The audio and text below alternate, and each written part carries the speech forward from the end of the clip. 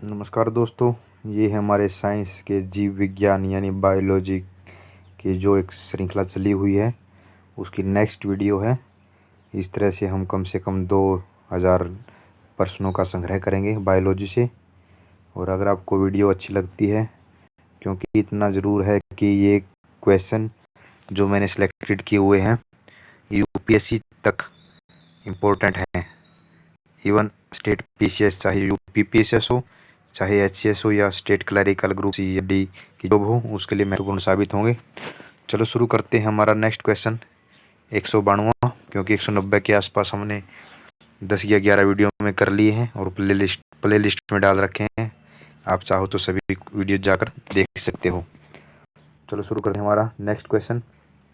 प्रतिजैविक औषधि penicillin penicillin प्राप्त होती है विषाणु से, बैक्टीरिया से, फंगस से और पुष्पीय पौधों से। आपको याद रखना है कि जो प्रतिजैविक पेनिसिलिन है वो विषाणु फंगस से प्राप्त होती है। किससे प्राप्त होती है? फंगस से प्राप्त होती है। और पेनिसिलिन की खोज किसने की थी?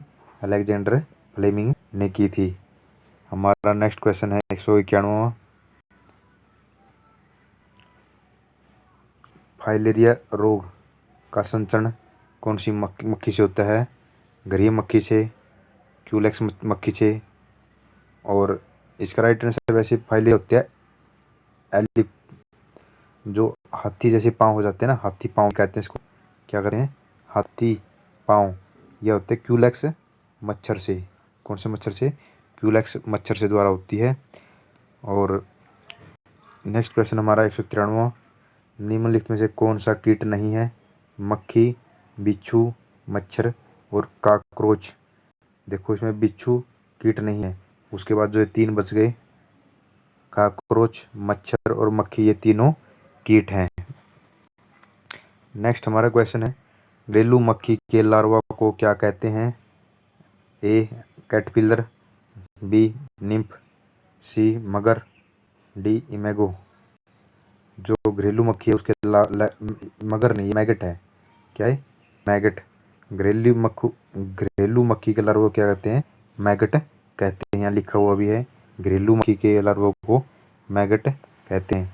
नेक्स्ट क्वेश्चन, उद्योग जो मधुमक्खियाँ से संबंधित होता है वो क्या कहलाता है? सेरिकल्चर, हॉर्टिकल्चर, एपीकल्चर और पीसीकल्चर। जो मधुमक्खियों का पालन होता है उसको कहते हैं एपीकल्चर। पी मतलब बी होता है मधुमक्खी। सेरिकल्चर होता है रेशम की बागवानी। हॉर्टिकल्चर हो गया बागवानी, सेरिकल्चर हो गया रेशम की कृषि, और पीसीकल्चर हो गया मत्स्य की। आपको याद रखना है, मिलान के लिए आ सकता है।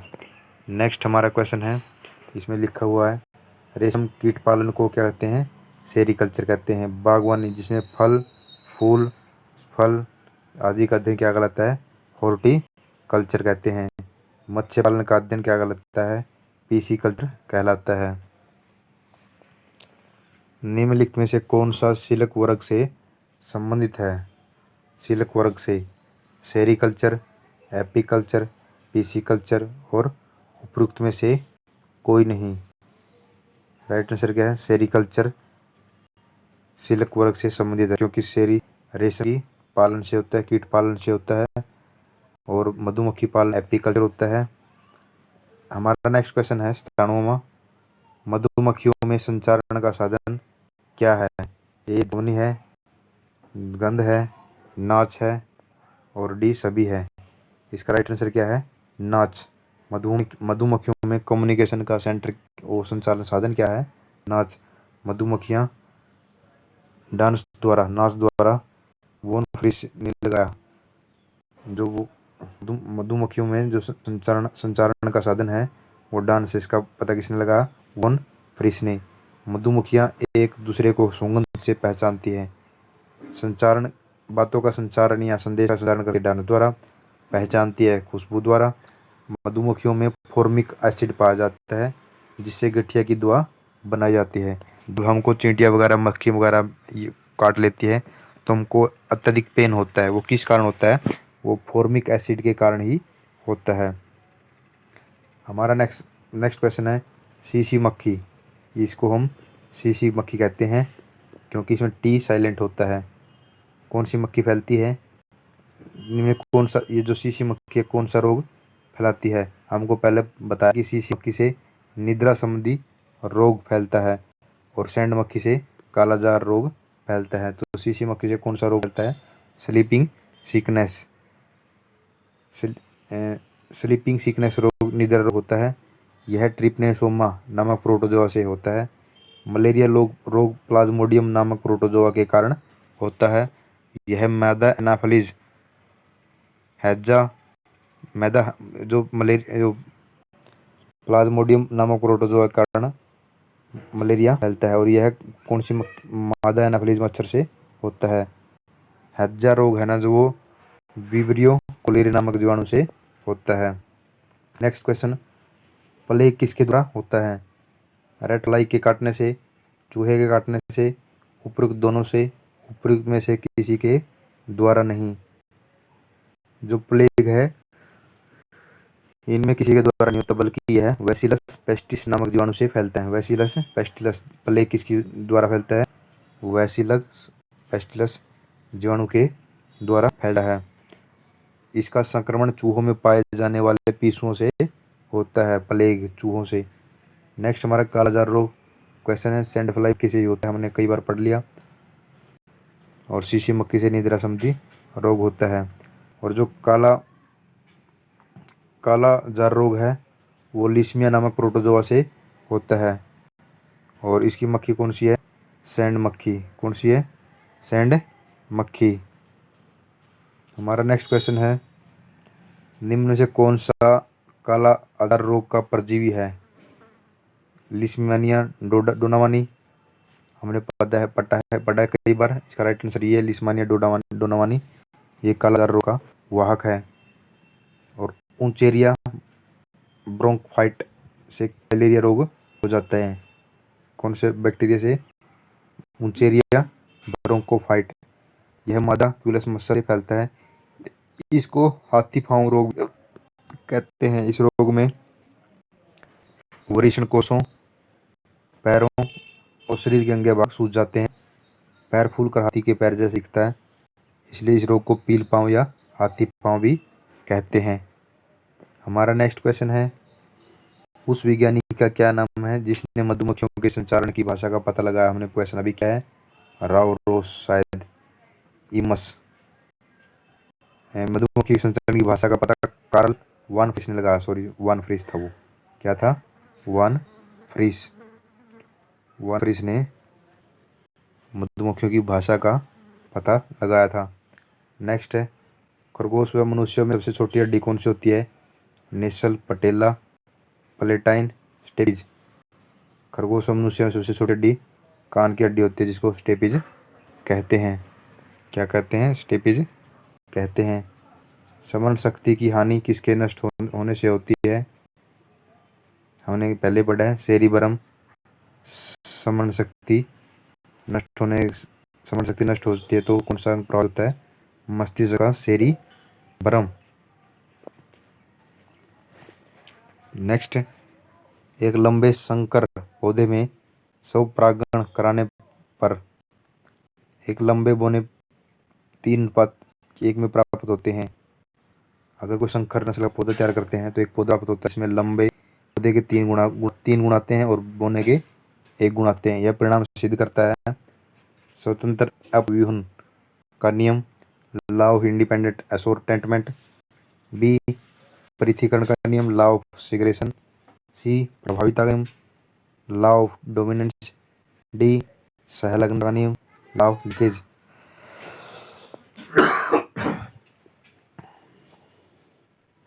तो जो ये गुण आते हैं, ये पहली बात तो आप लोग याद रखना है, जो ये प्रयोग किया था मेडल ने, और मेडल ने एक नियम दिया था पृथक्करण का, और उसी नियम पर ये आधारित है। मेडल द्वारा प्रतिपादित पृथक्करण का नियम यह सिद्ध करता है कि जब लंबे पौधे और नाटे पौधे को क्रॉस कराया जाता है तो पहली पीढ़ी में सभी लंबे पौधे प्राप्त होते हैं, किंतु दूसरी पीढ़ी में जो उनका रेशियो है 3:1 में जो गुण पाए जाते हैं। और जो सेकंड ऑप्शन दिया हुआ स्वतंत्र अपव्यूहन का नियम, जब दो भिन्न लक्षण के गुण आपस में मिलाए जाते हैं तब दोनों लक्षण आपस में मिल जाते हैं, किंतु अगली पीढ़ी में दोनों गुण अलग अलग हो जाते हैं। लॉ ऑफ डोमेस क्या होता है? प्रभाविता का नियम। जब दो लक्षण एक साथ रहते हैं तब उनमें से एक प्रभावी हो जाता है, दूसरा अप्रभावी होता है। जो लक्षण प्रभावी होता है उसे अगली पीढ़ी में दिखाई देता है। हमारा नेक्स्ट क्वेश्चन है, आनुवंशिक यांत्रिकी में एक जीव के जीन्स में परिवर्तन किया जाता है। ए, उनके गुणसूत्रों में परिवर्तन किया जाता है। बी, टेस्ट ट्यूब भी बनाई जाती है। देखो, अगर आनुवंशिक परिवर्तन करना है तो उनके जीन में परिवर्तन किया जाता है। आपको ऑप्शन देखने बगैर याद रखना है। आनुवंशिक का संबंध जीन से होता है, जीन द्वारा ही गुणों का स्थानांतरण होता है। हमारा नेक्स्ट क्वेश्चन है, जंपिंग जीन्स को अब क्या कहा जाता है? जंपिंग जीन्स होते हैं उनको अब क्या कहा जाता है? Transversion, transformation, transduction, transposons. Jumping genes में जो अब ट्रांसपोन्स कहा जाता है, इसका खोज करता कौन है? जंपिंग जीन को अब क्या कहा जाता है? ट्रांसपोशंस पोषण। इसके खोज करता है बारबेरा मी क्लिंटक के द्वारा। आनुवंशिकी लक्षण जनक के संतान किसके द्वारा? आनुवंशिक लक्षण जनक के संतान में किसके द्वारा जाते हैं? युग्म के द्वारा, केसर द्वारा, जीन द्वारा, सेट्रोसोम द्वारा। तो आपको याद रखना है जो आनुवंशिक जीव है उसके जो गुण हैं संतान में किस प्रकार जाते हैं? वो जाते हैं जीन द्वारा। किस द्वारा? जीन द्वारा। आनुवंशिकी की इकाई भी जीन है। जीव वैज्ञानिक 5 जून का दिवस किस किस लिए मनाते हैं? जीव वैज्ञानिक होते जो 5 जून, विश्व जनसंख्या दिवस, विश्व वातावरण दिवस, विश्व स्वच्छता दिवस, वन संरक्षण दिवस। जो जीव वैज्ञानिक हैं वो 5 जून को विश्व पर्यावरण दिवस मनाते हैं। हमारा नेक्स्ट क्वेश्चन 210वां, जलीय वातावरण में सूक्ष्म जंतु और पादप को सम्मिलित रूप से कहते हैं सहभोजी, शाकाहारी, फ्लोरा और फौना, पलवक। तो जलीय जो सूक्ष्म जंतु है पादप उनको क्या कहते हैं? एक पलवक कहते हैं। क्या कहते हैं? पलवक कहते हैं।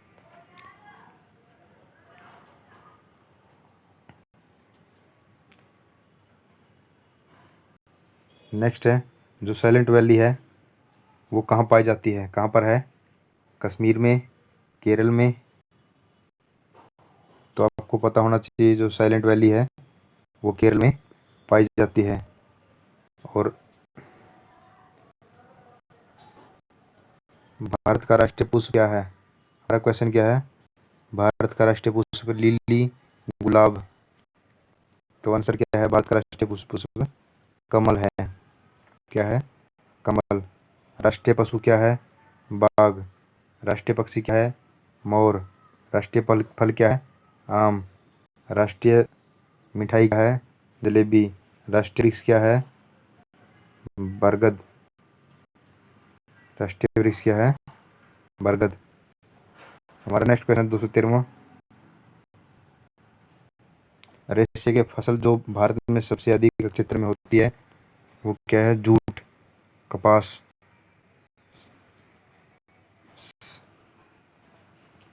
तो भारत में सबसे ज़्यादा किसकी फसल होती है? कपास की फसल सबसे ज़्यादा होती है। सबसे ज़्यादा जूट कहाँ होती है? पश्चिमी बंगाल में होती है। भारत में हॉकी स्टिक किसके बने होते हैं? मैलिया के, मोरस निगरा के, मोरुस अल्बा के और सैलिक्स के। इसका राइट आंसर क्या है? मोरुस अल्बा से बने होते हैं। देखो, दो चीज़ हैं, एक हॉकी स्टिक, एक है हॉकी स्टिक और एक है बल्ले, क्रिकेट बल्ले की स्टिक। तो हॉकी स्टिक है मोरुस अल्बा और जो क्रिकेट की वो सैलिक्स से। क्रिकेट का बल्ला किसे बनाता है? सैलिक्स से। और हॉकी स्टिक किसे बनाता है?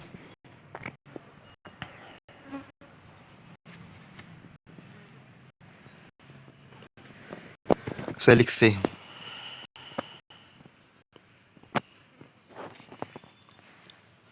हमारा नेक्स्ट क्वेश्चन है, बीसीजी का क्या था?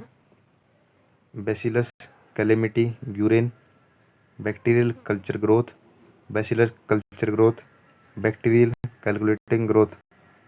तो बीसीजी का अर्थ है बैसिलस क्लेमिटी ग्यूरेन। बीसीजी का टिक्का अक्षरों के लिए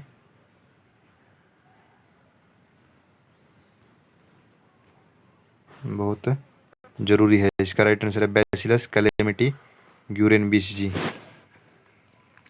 और टीबी माइक्रोबैक्टीरियम ट्यूबरकुलोसिस नामक जीवाणु से होता है और बीसीजी का टिक्का टीबी में ही दिया जाता है। नेक्स्ट है, फसलों का हेरफेर किस लिए आवश्यक है? विभिन्न फसल पाने के लिए, खनिजों के गुण बढ़ाने के लिए, प्रोटीन के गुण बढ़ाने के लिए और मृदा की उर्वरता बढ़ाने के लिए। अगर हम फसलों को हेरफेर बोते हैं तो इससे मृदा की उर्वरता बढ़ जाती है। नेक्स्ट, शीतकाल में तुषार पाले का वितरण कहाँ पाया जाता है? कम तापमान पर वाष्पोत्सर्जन नहीं होता, ऊतकों में निर्जलीकरण यांत्रिक स्थिति हो जाती है,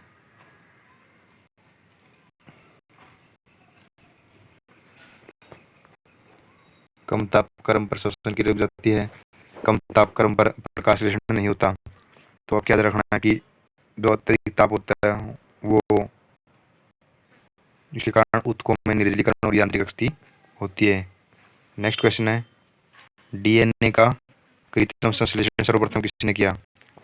खुराना ने, कोरनबर्ग ने, वाटसन एंड क्रिक ने और नीरेनबर्ग ने। तो इसका राइट आंसर है वाटसन एंड क्रिक ने।